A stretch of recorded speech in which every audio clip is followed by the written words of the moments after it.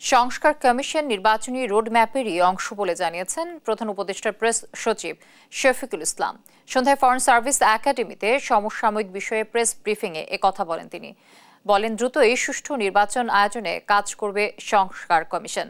এ সময় তিতুমির কলেজের ছাত্রদের শান্ত থাকার আহ্বান জানিয়ে তিনি বলেন, আলোচনার মাধ্যমে বিষয়টি দ্রুত সমাধান করা হবে।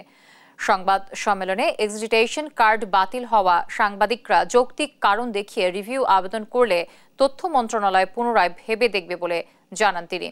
সংবিধান সংশোধনে সংস্কারে কমিশন সংসদ সদস্যদের বাইরেও সব জাতিগোষ্ঠীর প্রতিনিধিদের সাথে আলোচনা করা হবে।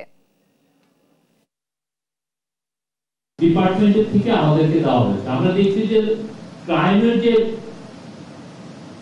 স্ট্যাটিস্টিক্স এটা দেখাচ্ছে যে মোটামুটি ভালো উন্নতি হয়েছে অলমোস্ট গত বছরের মতো।